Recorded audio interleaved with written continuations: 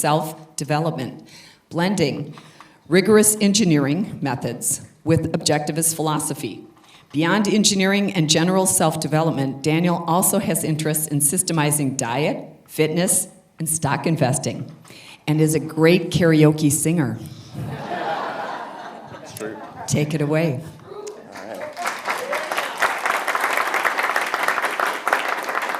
All right. Thanks, Cynthia. Can everyone hear me okay? Yeah. All right, awesome. All right, show of hands here. Who here would like more happiness?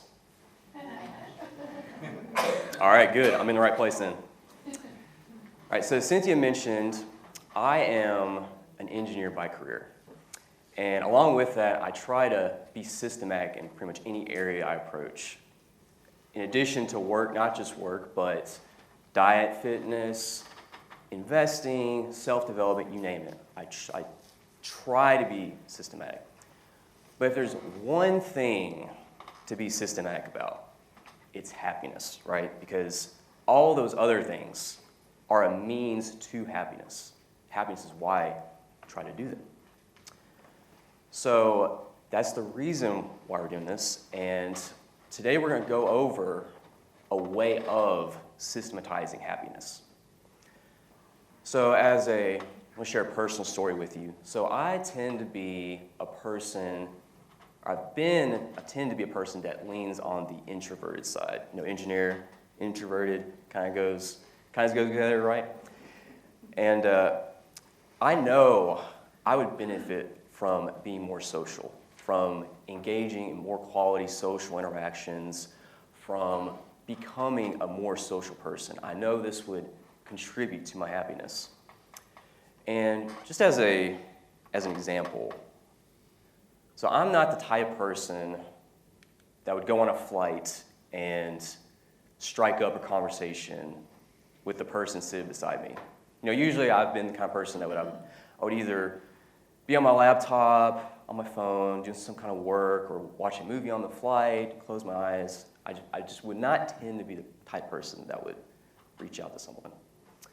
But recently I was traveling for work, and I was on a flight, and I was sitting in my seat, and there was this woman beside me, and I was thinking to myself, Daniel, this would be a great opportunity to do what you're talking about, becoming a more social person, which would contribute to your happiness. You know, being an engineer, I was thinking, yeah, that's right. But let's play this out. Let's see, what are the possibilities here about what could happen, right? I could strike up conversation with this girl, and she responds very positively, and we have a great conversation, and I get a lot of energy from it. Another possibility is I try to strike up conversation, and she doesn't respond so positively. For one reason or another, she's not too enthusiastic, and maybe the conversation dies off. And I was thinking, I don't like that second possibility. That doesn't sound too good. And I was thinking, is there a way to reframe this? Is there another way to think about this from a different perspective? And I was thinking, yes. Because what my problem was, I had a fear of how she would respond to me if I were to try to strike up conversation with her. And I was thinking, is my standard that's messed up, right? My standard of a good outcome, the primary standard. Because I was saying, her responding, how she responded was the standard of a good outcome. When really, if I really thought about it, it was, no, the standard is, am I taking action to become a more social person? That's the real standard. And once I thought about it like that, when I changed my standard like that, it gave me energy, realizing regardless of the outcome as far as how she responds, I was taking the action to become more social, which would contribute to my happiness. And based on that, I got more energy. And so what I do with that energy, I took action. I actually struck up a conversation with her. You know, she was knitting something, and I was like, hey, what are you knitting? And she's like, I'm knitting socks for my husband. I was like, oh, that's really cool. And yeah, we kept talking, and we ended up talking the whole flight, had a great conversation, and I got a lot of energy from that. And what did I do with that energy? I did it again on the next flight. So I was sitting beside another woman on the next flight, and I did the same thing, struck up conversation with her, and this woman wasn't so enthusiastic. Wasn't as good as the first conversation, but based on how I was playing it out on the previous flight, this story I was telling myself, I still got energy from it because I realized I was becoming more social just by taking that action, regardless of how she responded. So I tell you this story of me telling myself stories because art is the technology of the soul, as Ayn Rand once said. What does she mean when she says this? She's saying that art provides us with a certain kind of energy. It's the energy of the soul, or ego, as I'm going to call it in this talk. It's egoic energy that art can provide us. But when we talk about egoic energy, energy of the ego, what do we mean here when we talk about ego? So a good way to describe this is with a concrete. So a good example is Ayn Rand's novel, We the Living. And this is an image of the two main characters, Leo and Kira. When Ayn Rand when she talks about we the living, what does she mean by living? So for anyone who hasn't, just show of hands, who here has read or watched the movie We the Living? Okay, great. So the story takes place in 1920s communist Russia. When Ayn Rand, when she says living in We the Living, is she talking about all the people that have a pulse, that are walking around in communist Russia? No, she's talking about a subgroup within that group. And the best example of this is Kira. She is living in a sense that most other people were not. And you can think of it, what was it about her that was living? She had a living ego. Contrast, you have Leo throughout the novel. He was, in some sense, his ego was dying. He was losing this egoic energy we're talking about. And so that's a way to think about what this egoic energy is, what it's all about. And so we talk about art generating this egoic energy. But why is this egoic energy important? Why are we talking about it? What you can think of it as this egoic energy is the energy that powers the work of your happiness. That's what this egoic energy is. And we're all about happiness here, right? So that is the reason, that's the importance of talking about this egoic energy. Okay, and as a type of art, stories are probably the best example of a type of art that can motivate us and guide us in our actions. Give us this energy. That's what motivation is. It's giving us this type of egoic energy. And the guidance is showing how we can channel that energy to do work that will power our happiness. And Ayn Rand's novels are a great example of this. I'm sure most of y'all would agree with that. They can provide us, as far as other people's stories that we consume, they can provide us with universal guidance, universal motivation. So a good example would be Howard Rourke in The Fountainhead, since everybody but one person here has read that. It can provide us with universal guidance in the sense that Howard Rourke, he's an architect, groundbreaking architect. He loves his work. He's great at his work. And from that, we can get this moral principle that it is moral to do productive work. And also, it's good to love the work you do. The thing is, other people's stories can only get us so far. They can tell us those things about you should do productive work. But it doesn't tell you what kind of work, what kind of productive work should you specifically do that will contribute to your happiness? So that's why it's important to craft your own stories that can provide a type of customized motivation and guidance, a customized type of egoic energy that something like someone else's novel or stories can't do. So what does this process look like as far as generating your own customized stories and then using those?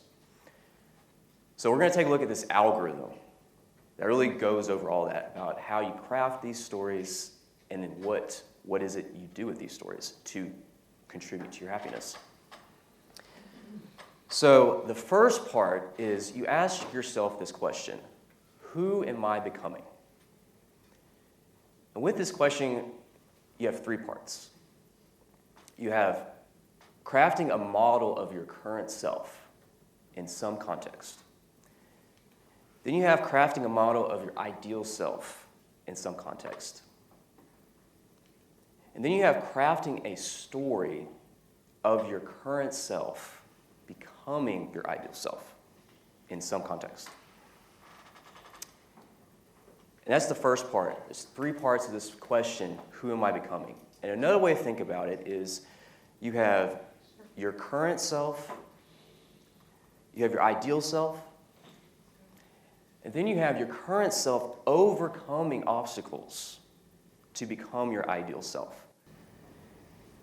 You know, a lot of people tend to leave out that third part about obstacles. They think about how great it would be to become this person I want to become, but they don't think about what is keeping me from getting there?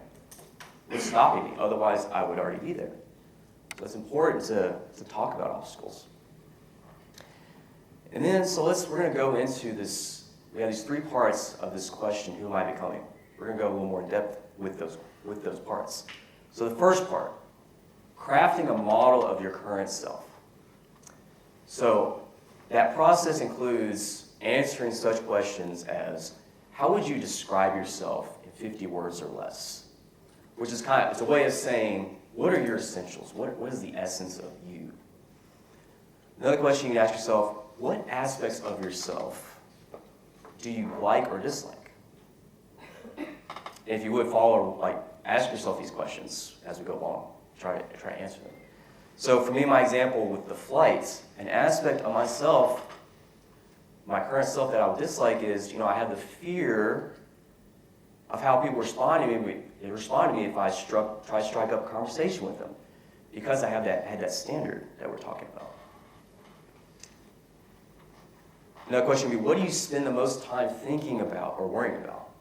And so these are just a few questions you can ask yourself. There's obviously several questions you ask yourself. This is the starting point for this first part of generating a model of your current self.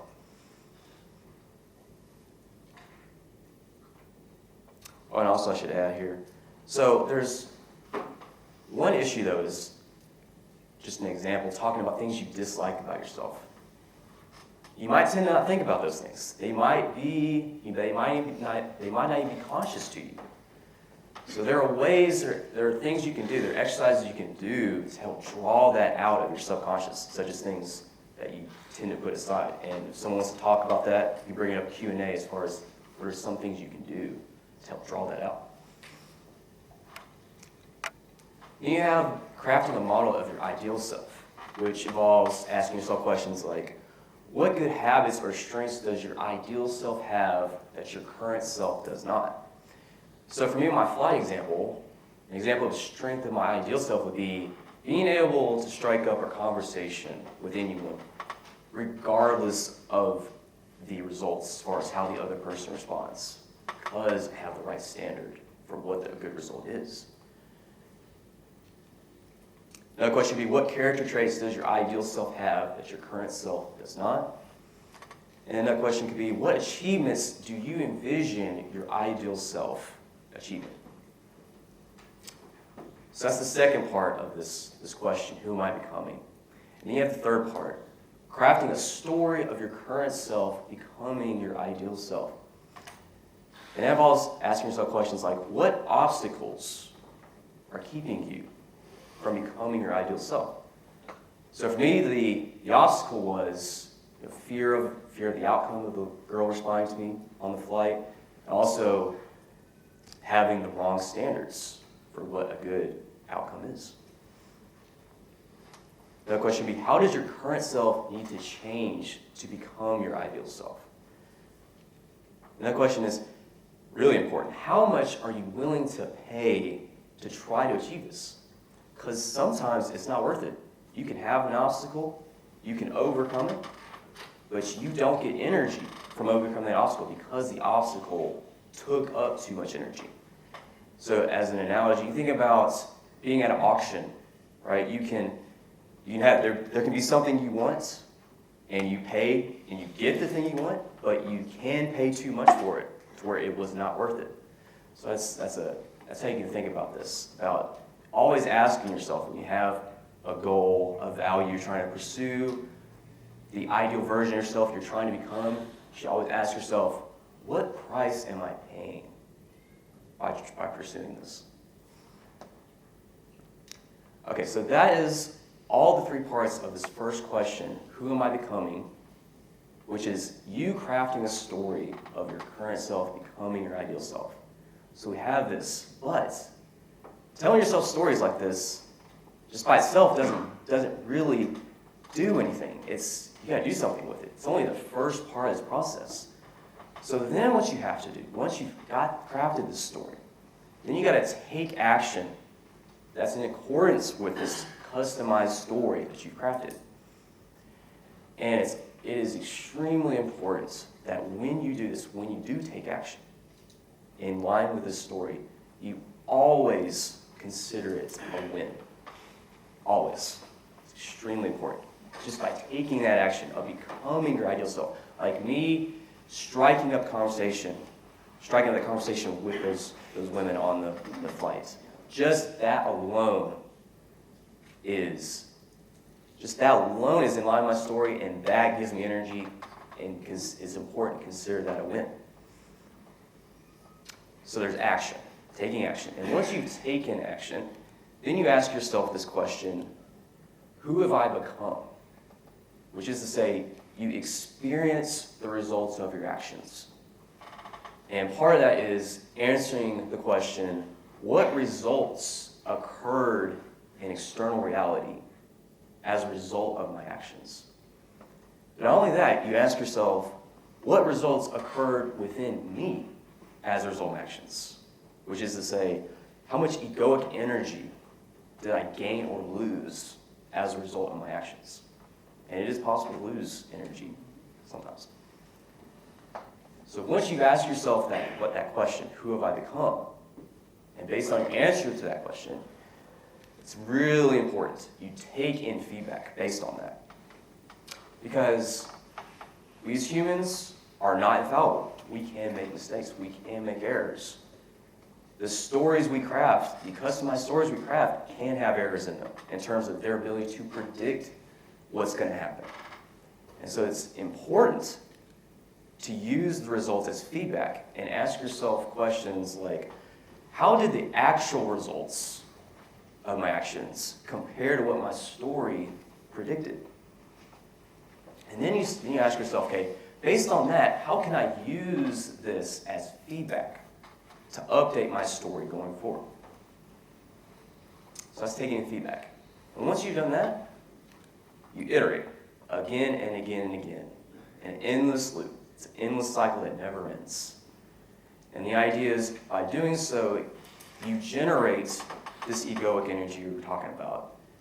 And you think of it as a upward spiral towards happiness.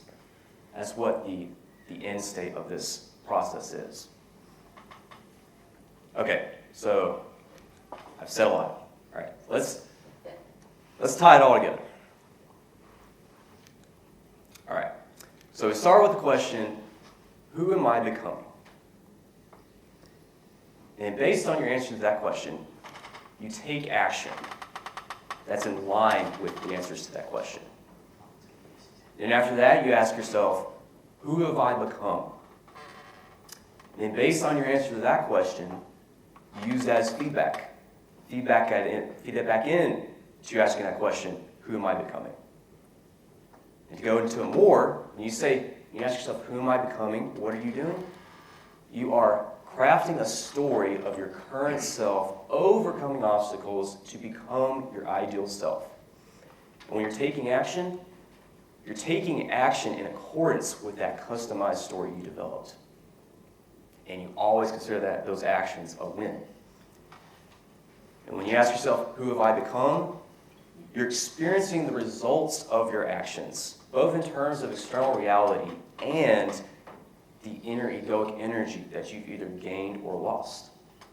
And then based on that, you take that as feedback. You compare the results of your actions to the results predicted by your story.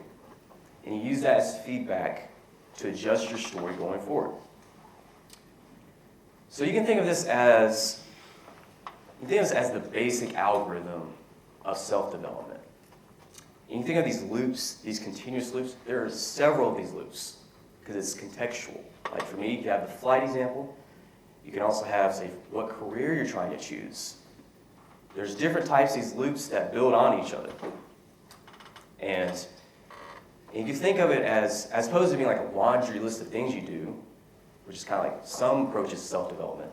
You can also think of it as it's almost like a living process, right? Because it builds on itself. You generate energy through your stories, and you take that energy, and you channel it to do work. And based on that, you generate more energy that feeds into itself that you can, again, channel to take more action. So it builds on itself as a living process, kind of like what Ayn Rand talks about with living. Okay, so that's the basic algorithm here. Let's talk about future, going forward. We talked about this process of generating stories, customized stories. Okay, so does anyone know who this is an image of?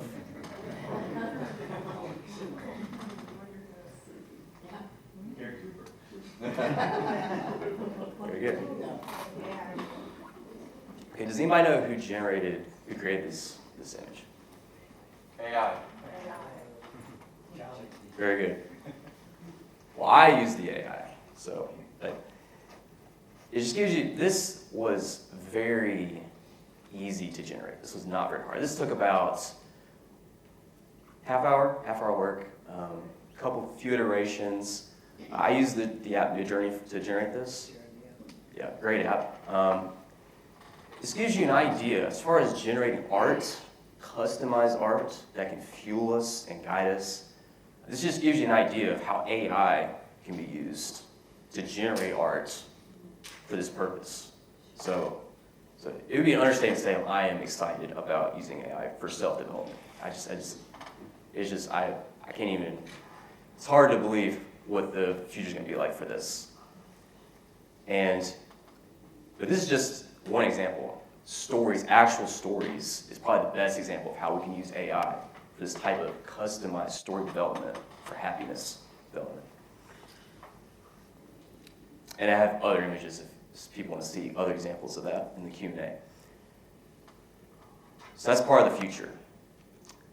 As far as collaboration goes, so I've started this group on the platform School, SKOOL, and our current focus is to use AI for everything we talked about today. Story development, customized story development, customized art development, for self-development, for happiness.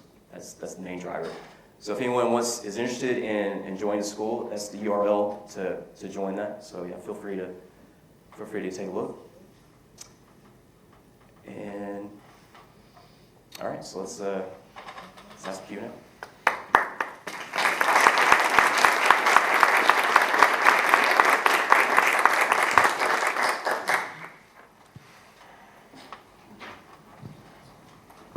Thank you. Excellent talk. Thank you so much. I just had a question going back to your discussion of payment to achieve the ideal, and I was wondering if you could talk more about that. You said that you could pay too much to reach your ideal.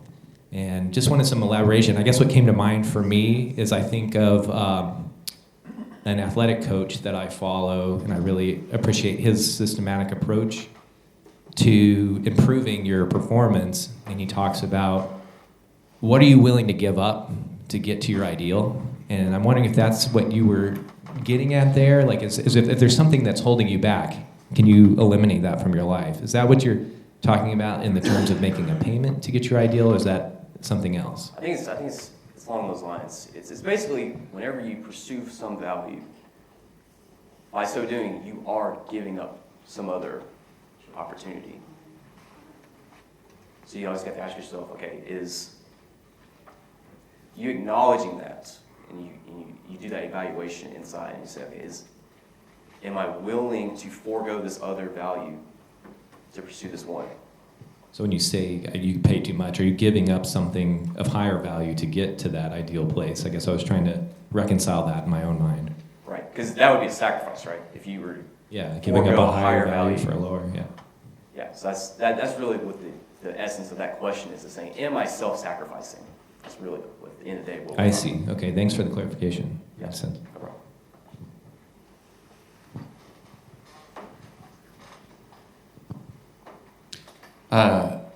Really intriguing talk, and I've got lots of questions. I'm just going to ask one.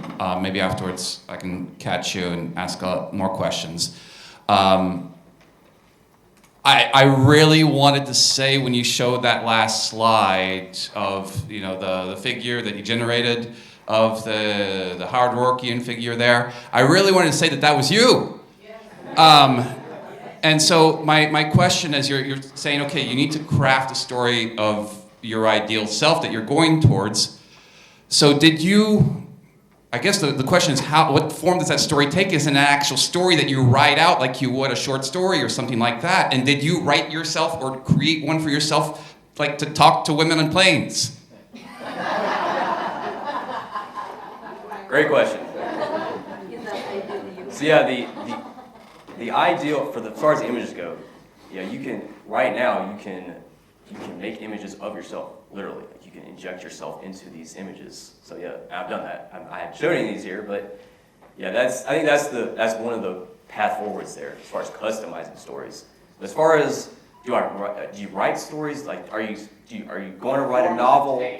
Your stories, is it just like it seems like you're saying it's more than just it seems like you're saying it's just more than like a self-reflexive reflective diary of, okay, this is what I wish I want to become when I grow up. It's something where you're imagining, projecting forward, what's going to happen, the obstacles you'll face, and how your future self faces them. Yes, absolutely. Like with the flight example, it was all internal, right? It was mental. I didn't write any of it down. It was mental. You think it was a mental simulation, right? I was playing out what were the different possibilities of what could happen, right? Okay. That's helpful. So what you described to us as playing out the possibilities initially, it could go wrong, it could go right, was you kind of playing the story out. Yeah, exactly. But as far as writing a story, I think it depends on it's contextual, right? This was one context with the flight. If it's something wider in scope, it's something maybe that's more important to you, like say choosing career. At that point, it probably would be beneficial to actually write a story out, or use AI to write a story out to help you at least write a story. I think that'd be good. I could apply this analogy to a lot of things, but let's say I'm a hiring manager and I need to hire somebody, and I've got, okay, my ideal employee will have 20 of these things. Should I wait for possibly a long time for somebody with the 20 to come along, or should I maybe consider hiring somebody who has 19 or 18? How do you know what's the better course of action there? Because you need to hire somebody, and you don't want to wait forever for somebody who has 20 to come along. So what's your take on something like that? There's other situations where we sometimes hold out for the perfect, which may not be real, but yet we can sometimes miss out on something that might be really good anyway. Right, so I think that goes along with that question, what price am I paying? Like, I'm assuming you have some experience as far as hiring. You could probably ask yourself, okay, how how long can I wait for that 20 before it becomes a sacrifice when an 18 or 19 would suffice for the context, whatever the task is you're trying to hire for. Well, working in information technology, I know a lot of employers who do shit like that. And what eventually happens is somebody says, hey, you still need that? You still need that money in your budget for that job? You haven't filled it yet. And then there's the scramble to go fill the job. Right, that's an interesting situation. Okay.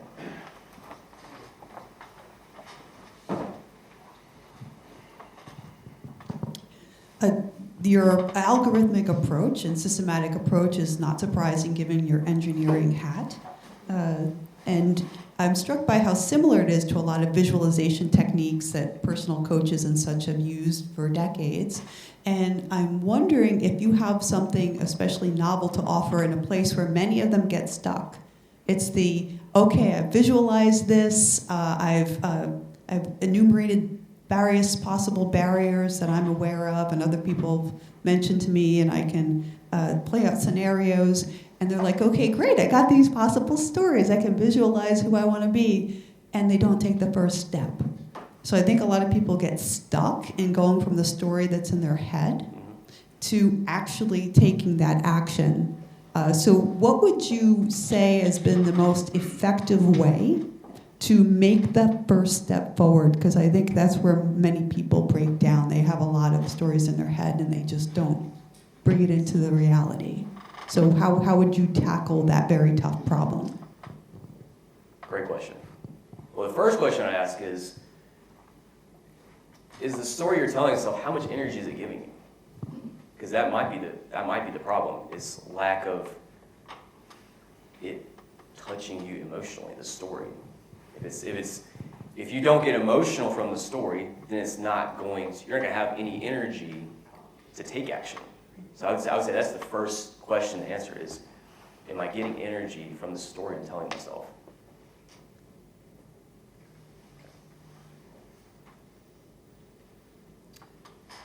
Anyone else got a question?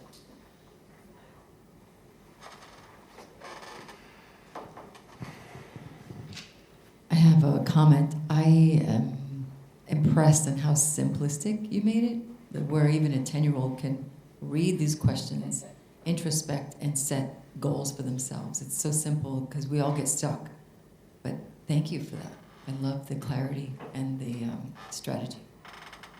Thank you for the comment. Cool, I get to ask another one. Oh, did you have one? Okay. So I'm kind of interested in the psychology of this. You talked about how your fear was holding you back from talking to people on flights, and then you realized that I needed to move towards something, towards something. So I'm reminded of a really good talk by Gene Maroney from ARI. It was about motivation from love versus motivation from fear, about taking purposeful action towards a goal, and that you may not know if that goal is necessarily the right thing you should be moving toward in that moment, but you're taking action. And so I think that's important psychologically. But on the other part of that, you talked about, okay, here's my current self over here, and then here's my ideal self where I want to get. And there's this, maybe it's a huge gap in between. And so I guess do you have ways that you can think, how would you not get discouraged between, if there's that big gap between where you are now and where you want to be? And maybe there are so many obstacles you can see, it's almost, paralyzing. Right, so I think the best way to think about it is with this algorithm here. Like I said, you think of these, there as multiple of these loops. Also, you can think of within a certain context, you can have multiple iterations, which can be, so you're breaking down the obstacle too. Because at some point, some contexts, obstacles might just seem overwhelming. But if you break it down to just make it as simple as possible, just like where it's just one small action and that you can take, that you can acknowledge is you taking action to becoming this ideal version of yourself. You acknowledging that as a win, you take that, you get energy from that, which gives you more energy to feed into the next little mini obstacle, if you want to think about it like that, to overcome. And I guess focus on those wins that you have. Focus on that progress, right, rather than the gaps or the other obstacles ahead. Right, because those wins you acknowledge give you this egoic energy. To that message, Daniel Sullivan's "The Gap and the Gain," I think is a good. Yeah. Okay. So you I'm familiar somewhat with familiar that? with it. Well, you have this long gap between where you are and where you want to be. Instead of measuring it like the first cycle, for instance, you just look at the gain. You've already moved a little bit forward. Instead of beating yourself up for not having that gap filled fully, you just look at the gain you've made, and then each time you're making an additional gain, so you don't psych yourself out. Right. That's his point. So this is a great thesis. And the idea of making progress by identifying an obstacle and then creating a story around it. You were mentioning like playing out the story in your head, but then there's also the art, like you're actually concretizing the story. And I imagine writing it out like as a paragraph is something that you could do as well. Were you kind of seeing that there's a distinction between these approaches, keeping it in your head as a story and with overcoming the obstacle, or actually writing it out? And what are your thoughts along these lines? So I think it's the simple, or I guess the more narrow the context, in terms of whether it's scope or some other metric, is the simpler the story should be. Because at some point you could just overdo it, right? If you write, like my fly example, if I wrote a novel the length of Atlas Shrugged, obviously that would be excessive. I'd be paying too high of a price, right? So that'd be a sacrifice. So the length, the intensity of the story is dictated by the context. So, does that make sense?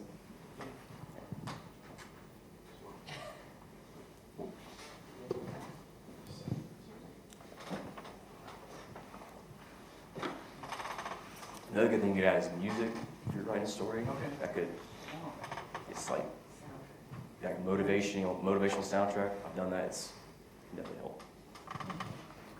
Tell us more about this cycle of energy gain. Is that a I would imagine that this is a progressive process where you gain more energy and that sort of expands your capacity for further pursuits, and then it becomes an exponential process as a result of that. Tell us more about how you see that as the process of a expanding life. That's a great question. So, like I said, you can think of this as a living process. This is really how life works, if you think about it. Ayn Rand calls it self-sustaining action, self-generative, self-sustaining action. This process is it's like that. You are generating energy with the story, and it's not the type of energy like if you think like basic organism. It's not that. It's not the same kind of energy. It's not physical energy that you get from consuming calories. It's this egoic energy, which is something we as humans have. That's exclusive to us. And you can think of it as you can think of the ego we're talking about. It is this type of living thing. So you can think about Leo. He was losing his egoic energy, which means this living ego, if you don't think like that, was dying in a sense. So this process is helping sustain your ego and expand it, because you're feeding it more energy as you iterate through these algorithms. And not only are you generating energy, but you're channeling it a certain way by taking the action that's in line with the story. That leads to, over time, generating more energy. Because you can have dips. You can have dips like you self-sacrifice, but it's not conscious. Like you're not consciously self-sacrificing. It was an error on your part somehow. Like whether it's your story, it was not conscious when you did it. But nevertheless, you lost energy from it, which is the importance of the feedback. You're taking that feedback so you can adjust the story going forward. That was an error. You can correct that error. So you're kind of validating your story by doing this. And so you could think of happiness it's the experience of this living ego. Ego is inner experience of it functioning well. That's what you think happiness is in this context that we're talking about. And so a well-functioning ego is what happiness comes from, and this algorithm following it is you're improving the health of the ego by getting more energy over time and channeling it the right way. Does that make sense? Yeah. Thanks. Ex-engineer too, so I like this way of thinking. I actually use some of this in this thinking in business. But in this context, the way I look at it is, you have a place where you are today, and then you have multiple future states of happiness that you're trying to get to. Maybe in this talk, it seemed like, let's build one, and then come up with that story or that narrative to get there. I think part of that is that, let's face it, there's not just one narrative, not just one pathway to get there. And a lot of those times, at least in my life, it doesn't work out exactly the way I had planned, but maybe my plan B or plan C is. So that's, I think one thing you might want to add so we don't get too discouraged is if, what is that alternate pathway if that plan A doesn't work, and how could that pathway continue to move yourself forward without getting too discouraged. So, Yeah. and maybe a different pathway, you end up somewhere else, and you're also happy there. Absolutely. Yeah, you make a great point, and I think that's why this feedback part is so essential, because not only could not some path not work out, you might run into an opportunity that you weren't aware of. That's even better, right? So you're taking that as feedback. You're feeding that, you're revising your story. You're always revising your story. For whether it's open up for opportunities or your current story didn't work out, somehow you didn't predict it. You didn't predict something that happened. So yeah, absolutely, yeah.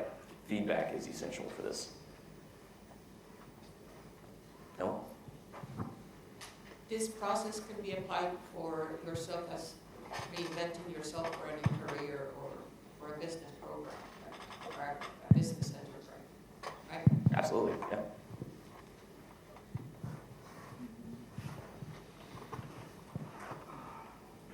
All right, got 1 minute, so actually I'm going to go ahead and wrap up here.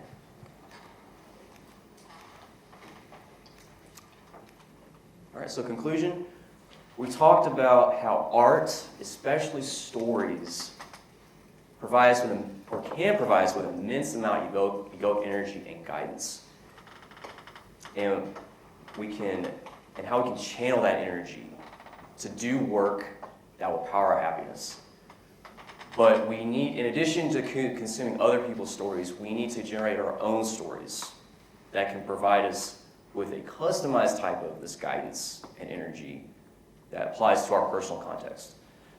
So go out, make your own customized stories, and get greater happiness.